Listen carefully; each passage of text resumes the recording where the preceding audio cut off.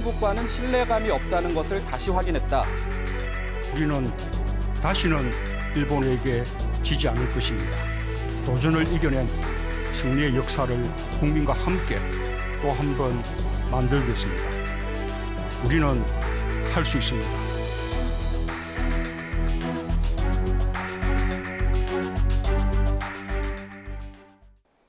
네, 지난 일이었습니다. 결국 일본 정부가 화이트리스트 27개국 중에 우리나라를 배제하는 결정을 내렸습니다. 이로써 한일 양국은 그동안 한 번도 가보지 못했던 경랑 속으로 빠져들게 됐습니다. 네, PK 정치 토크 오늘은 민주당 중진 국회의원이시죠. 부산 진갑의 김영춘 의원 모셨습니다. 반갑습니다. 예, 안녕하세요.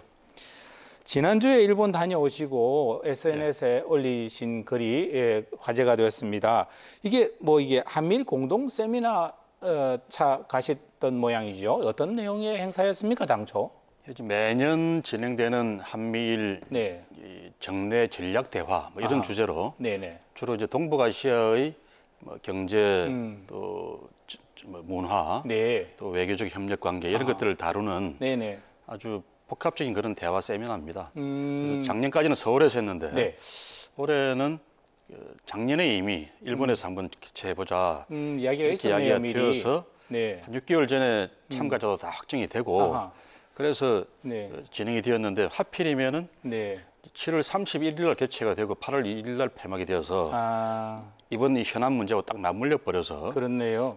좀 불편한 문제가 많았습니다. 예, 이게 그러면 우리 쪽에서 가신 인사들은 주로 어떤 우리 저 의원님하고 저하고 정치인 중에서는 김부겸 의원, 네. 또 한국당에서 김세연 의원, 부산 의원이죠. 네. 또 저 평화당의 바른미래당의 김관영 의원 이런 분들 가셨고 무소속의 제주도지사, 원희룡 지사도 가셨고요. 네. 또 강원도 전 지사, 이광재 전 지사 이런 분들이 같이 중량 갔습니다. 있는 분들이 많이 가셨습니다. 거기에 뭐 한전 사장이라든지 또 뭐 금융관계에 대한 그런 분들에서 전문가들도 같이 많이 가셨고요. 일본 쪽에서도 또 그에 준해서 또 중량 있는 인사들이 나왔을 테고요.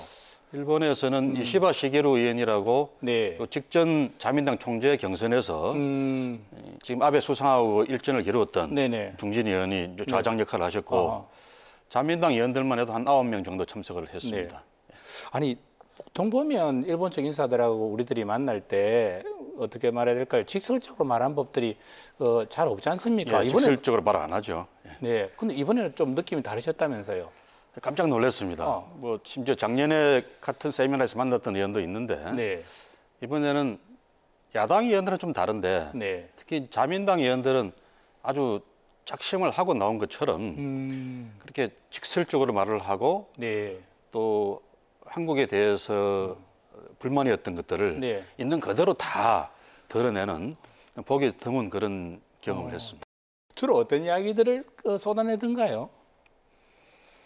여러 가지 이야기를 합니다만은 우선 몇 가지를 좀 물어보는 형태로 이야기하는 게 한국이 65년 국교 정상화 협정을 부인하는 거냐 이런 이야기부터 출발해서 결국은 한국은 큰 동맹 체제 속에서 볼 때 중국의 편이냐 아니면은 일본의 편이냐.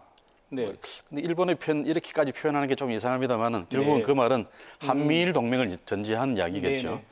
그래서 뭐 일본 편이냐, 뭐 좀 태도가 분명해야 되는 거 아니냐 이런 식을 좀 상상하기 힘든 주문을 하기도 하고요.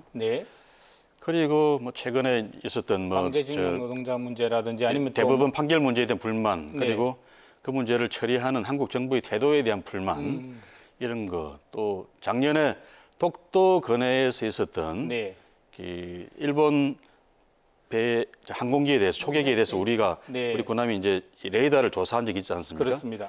그게 이제 공격용이었다. 우리는 그게 아니고 그냥 단순한 이 탐색용이었다라고 해명을 했는데 전혀 안 받아들이던가요, 그 사람들이? 그쪽에서는 뭐 전혀 그런 거에 대해서는 뭐 이런 방구 이야기도 없고 공격용 조사였다, 투사였다 이렇게만 주장을 하더만요. 그러면서 한국이 일본에 대해서 적대적인 거 아니냐? 지금 우리나라 정부가 일종의 반일 정부 아니냐? 뭐 이런 식으로까지 아주 공격적인 질문도 하고 그랬습니다. 반아베에 대한 이야기는 들어봤어도 반일에 대한 건 아니라고 해명을 여러 당연히 차례 이제 그렇게 하셨을 텐데, 그죠? 이야기를 했죠. 뭐 전혀 그럴 수가 없다.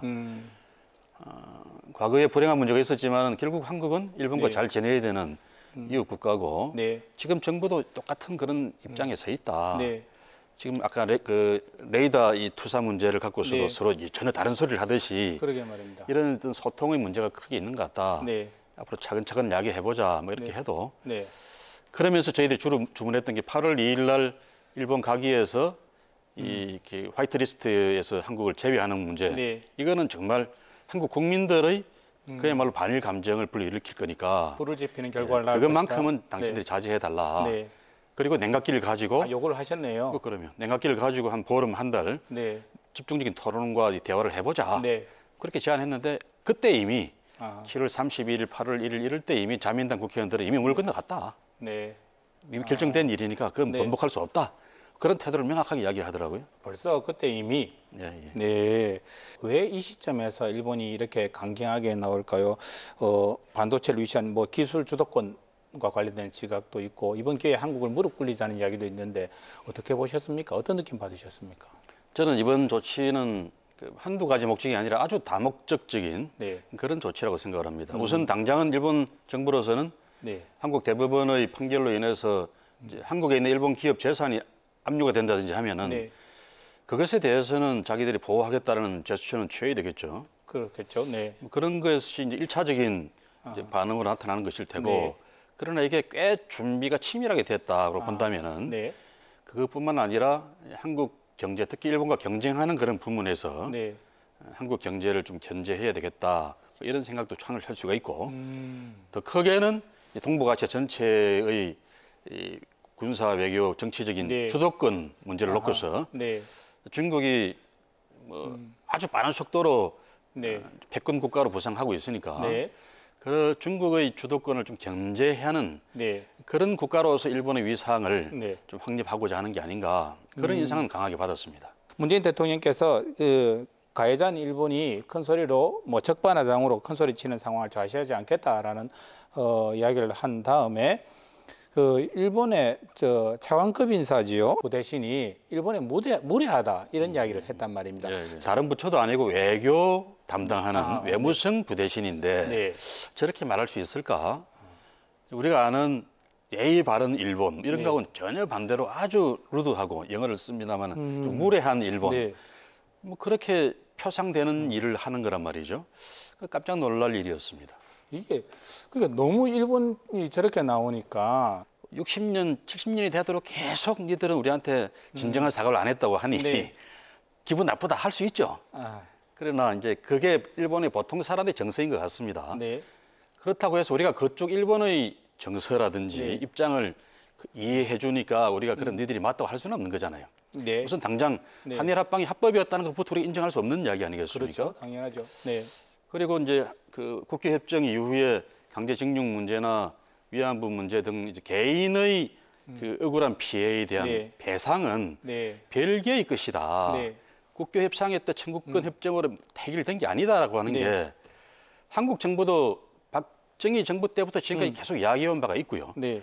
또 일본 정부 안에서도 그런 이야기를 한 공문이 있었습니다. 네. 90년대까지는. 그렇죠. 언론에서 나왔습니다. 여러 사람이 또 있었던 일본의 네. 지방법원에서 1심 판결의 과정에서도 네. 일본 판사들도 그런 판결을 한 적도 있어요. 네. 최종 판결은 아닙니다만은 그렇다면은 이건 다툼의 여지가 있는 일들이거든요. 네. 그래서 이런 문제들은 서로 계속 좀 그 대화와 협상을 통해서 네. 좀 하나하나씩 좀 강도를 낮추면서 풀어나가야 될 문제지 이렇게 전쟁하자고 하듯이 네. 달려들어서 아주 막보기를 할 문제는 아닌 거죠. 뭐 우리 속된 말로 방귀 뀐 놈이 성낸다고. 그래서 대통령이 적반하장이라는 표현을 썼습니다. 네. 예. 예, 어제 대통령의 수석 보좌관 회의 발언 한번 들어보고 더 말씀 나누도록 하겠습니다. 일본은 결코 우리 경제의 도약을 막을 수 없습니다. 오히려 경제 강국으로 가기 위한 우리의 의지를 더 키워주는 자극제가 될 것입니다. 이번 일을 겪으며 우리는 평화 경제의 절실함을 다시 한번 확인할 수 있었습니다. 일본 경제가 우리보다 우위에 있는 것은 경제 규모와 내수 시장입니다. 남북 간의 경제 협력으로 평화 경제가 실현된다면 우리는 단숨에 일본의 우위를 따라잡을 수 있습니다. 방향은 정말 명확하지만 앞으로 우리가 가야 될 방향은 명확하지만 당장 닥친 상황이 좀 걱정입니다. 예, 산업 전반에 대한 위기감이 고조되고 있는 것도 분명하고요. 심지어 또 한국당 민경욱 대변인은 노벨상 24개 받은 나라하고 우리가 경쟁이 되겠느냐라는 취지의 발언도 했습니다. 한 50년 정도 뒤처져 있다 이런 이야기도 했습니다. 이거 산업적인 문제 우리가 극복은 해야 되겠죠? 그 민경욱 의원의 발언은 저는 듣고서 경악했습니다. 이게 무슨 한국 국회의원의 이야기인지 일본 국회의원의 이야기인지를 모르겠어요. 네. 분명히 한국과 일본 사이에는 격차가 있습니다. 네. 과학기술의 격차도 네. 존재하고요. 그러나 그게 지금 현재는 산업에 따라서는 또 이 부분적으로는 거의 한국과 일본의 기술 격차가 없거나 우리가 더 앞서 있는 부분도 심지어는 생겼습니다. 네. 다만 이제 기초과학 기술의 측면에서는 우리가 네. 좀 뒤처지는 게 많아서 열심히 노력을 하고 또 이번에 일본이 수출 제재하는 그런 품목에 대해서는 열심히 노력해도 네. 그 정도의 고순도의 그 원료를 만들려 그러면은 네. 예를 들어 브라소 최소 같은, 1년, 네. 뭐 길게는 한 3년까지도 노력을 더 해야 된다. 네. 이런 이야기를 하는데 그러나 그게 우리가 가야 될 길이라면은 네. 감년히 선택하고 가야 되는 거죠. 지금 우리나라가 일본과 이 경제 전쟁이 시작되었습니다만은 네. 일시적으로 타격을 받을 겁니다. 그러나 그 타격을 받으면서도 네. 길게는 한국이 일본과 대등한 국가로서 네. 자주자존의 그런 그 나라를 만들기 위해서는 그 아픔을 견뎌낼 수 있어야 가능한 일이라고 생각해요. 네. 그럼 일본도 타격을 분명히 받을 겁니다. 네. 당연히 그걸 그렇겠죠. 생각하지 않고 우리만 타격받을 걸 생각을 해서 미리 너무 아프다라고 막 고함치고 또 지금 일본과 싸움에 나선 정부를 상대로 뒤에서 총질을 하고 네. 일본이 기대하는 것은 바로 그런 것일 겁니다. 한국은 결코 단결하지 못하는 나라야. 또 일시적인 타격을 받으면 경제적인 네. 그 피해 때문에 네. 금세 일본한테 굴복하자고 그런 여론이 빗발칠 거야라고 생각하면서 이 싸움을 시작했지 않았는가. 네. 그렇게 저는 생각을 합니다. 그래서 조금은 어렵더라도 네. 저는 몇 달만 잘 참고 네. 일본과 일합을 겨룬다라는 그런 마음으로 네. 우리 국민들이 단결하면 일본도 피해가 갈 수밖에 없어요. 당장 반도체 생산은 감산이 될 수밖에 없을 것이고 네. 그 피해는 세계 시장 전체가 피해를 보거든요. 네. 우리 입장에서 반도체를 감산을 할 수밖에 없다면 네. 원료를 안 줘서 그 감산의 일차적인 대상은 일본 기업이 될 거 아닙니까? 네. 일본에서 연료는 파는 액수 크지 않지만 그러나 반도체가 들어가는 곳은 무슨 핸드폰부터 해서 자동차 또 뭐 게임기 일본이 많이 파는 일본 게임기, 제조업에서도, 뭐 텔레비전, 냉장고 반도체가 안 들어가는 게 우리 없거든요. 반도체가 쓰이지요. 네. 그러면 반도체 값이 폭등을 하고 네. 일본한테 그 반도체에 감산되는 부분이 공급이 안 된다고 한다면은 일본도 큰 타격을 받을 수밖에 없습니다. 네. 최종적으로는 외교적인 타격을 통해서 해결해야 되겠지만 당분간 이 싸움이 붙는 상황에서는 우리도 또 똘똘 뭉쳐서 네. 정부를 중심으로 일본한테 할 소리는 하고 또 싸울 건 제대로 싸우는 그런 국민적 단계를 기했으면 좋겠습니다. 말 나온 김에 이야기도 조금 더 나누고 해야겠습니다. 지금 국민들은 뭉치고 있는데 우리 정치권은 한 목소리를 내지 못하는 부분에 대한 아쉬움들이 예, 여전합니다. 홍준표 전 대표가 어제 페이스북에 올린 글 한번 보실까요? 문재인 대통령께서 이수신에 대해서 말하지만 선조 같아. 왜 반일하는지 국민들은 알지 못한다. 나경원 원내대표도 이런 이야기를 했습니다. 그 길 포기 정권 아닌가. 부품 국산화는 신쇄국주의다. 이런 이야기를 했습니다. 야권의 비판 부분에 대해서는 어떻게 보십니까? 저는 어지간하면 야당의 목소리에 대해서도 좀 입장을 바꿔놓고 생각해 보려고 애를 쓰는 입장인데 네. 이번에 하는 저런 말씀들은 도대체 이해가 잘 안 됩니다. 이게 바로 제가 아까 말씀드리는 뒤에서 정부를 상대로 총질하는 그런 네. 이야기들밖에 안 되는 거죠. 그래서 뭐 대통령이나 정부가 네. 부품을 100% 다 국산화하겠다 이런 이야기도 아니지 않습니까? 네. 제3국에서 대체 조달할 수 있으면 대체 조달을 하고 네. 그러지 못하는 것은 이 기회에 어쩔 수 없이 우리가 국산화의 길로 나가야 된다 이런 건데 저런 식으로 곡해를 해서 국민들에게 전달한다 그러면은 네. 그야말로 일본만 좋은 일 시켜주는 꼴이 될 거다. 야당이 정부나 여당을 비판하는 것은 당연히 해야 될 평시의 자세인데 네. 지금 일종의 전시란 말입니다. 네. 이런 경제 전쟁도 전시라고 본다 그러면은 정부를 도와주지는 못할 망정 네. 뒤에서 총질하는 저런 말씀은 안 해줬으면 좋겠습니다. 한 달 가까이 이어온 불매 운동이 요즘 들어서 뭐 더 격침되는 분위기입니다. 특히 우리 부산 경남 지역이 더 뜨거운 것 같습니다. 전국 평균보다도요. 시민 집회도 이제 정례적으로 이어져 가는 모습이고요. 일본 총영사관과 소녀상이 있던 곳이죠. 지난 주말에 우리 부산 초량에서 있었던 집회 모습 잠시 한번 보시고 말씀 나누겠습니다. 네, 국민인척 변색, 토착외국 반색, 탄로나는 기색, 가짜반일 어색. 둘, 셋, 넷. 전 국민은 정색, 일본 기업 검색, 거부한다 외색, 각오한다 병색. 둘, 셋, 넷. 미국 놈도 동색, 배우 조종 탈색, 말리는 척 생색, 돈 받달라 삐리색. 오늘 바른 이색, 하루 종일 사색. 갈라지는 음색, 박수 소리 인색, 돌아온다 혈색, 항일 투쟁 만세.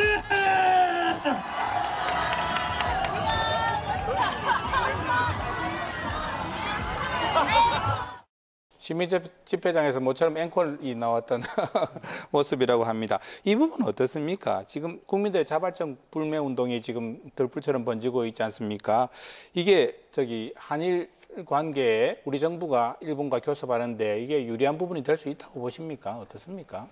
그런 효과는 분명히 있을 겁니다. 저는 지금 국회의원 입장에서 뭐 그렇게 해야 된다고 말씀을 못 드립니다만은 우리 국민들이 자발적으로 그 일본의 조치에 대해서 항의하고 행동으로 그 의사를 표출하는 것에 대해서는 저는 뭐 일본한테 경각심을 주는 효과는 분명히 있을 거다. 이 뭐 초등학생, 중학생, 고등학생 이런 자라나는 그 미래 세대의 교류가 그게 이런 정치적인 이유로 중단이 되고 그러면은 한국 학생들도 그렇습니다만 일본 학생들도 상처를 받을 거란 말입니다.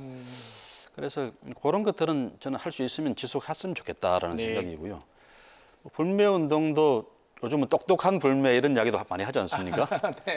그래서 정작 한국 사람이 피해를 보는 그런 불매는 좀 곤란할 수도 있겠다는 생각을 합니다. 그래서 구분을 잘해서 진행이 되었으면 좋겠다라는 생각입니다. 지혜로운 불매 운동이 어느 때보다 필요하다는 말씀이신 것 같고요. 마지막 질문 드려야 될 것 같습니다. 당장 8.15가 눈앞으로 다가왔습니다. 8.15에 즈음해서 그동안 중단됐던 독도 방어 훈련 해야 된다 말아야 된다 고민이 있는 것 같습니다. 또 해양수산부 장관도 지내셨고요. 이 부분은 어떻게 생각하시는지. 독도는 대한민국 영토고 우리가 지금 현재 지배하고 있는 그 강력입니다. 그래서 제가 해양수산부 재직 중에도 독도를 가보고 싶었습니다만은 일부러 안 갔습니다. 우리나라 정부 전체로도 정부 장관들이 독도에 입도하는 것은 가급적 자제하자라는 게 오랜 동안 내려온 전통. 한일 관계 문제를 전통입니다. 우리가 배려해서 그동안 그렇습니다. 고려를 해왔던 거군요. 일본 정부의 입장을 헤아려서 우리가 좀 그렇게 어떤 면에서 좀 봐주는 거죠. 그걸 또 한국 장관이 방문을 하고 이랬을 때 일본에서는 또 같이 싸우는 어떤 모양을 안 취할 수가 없고 그래서 일본과 우리 사이의 경제적인 문제라든지 이런 것들이 또 비틀거릴 수 있으니까 가급적 그렇게 우리가 실질 지배하고 있는 영토에 대해서 굳이 뭐 그렇게 할 필요가 뭐 있냐 이런 차원에서 안 했던 거죠. 그런데 이제 군사훈련의 경우는 과거에 쭉 해왔던 훈련입니다.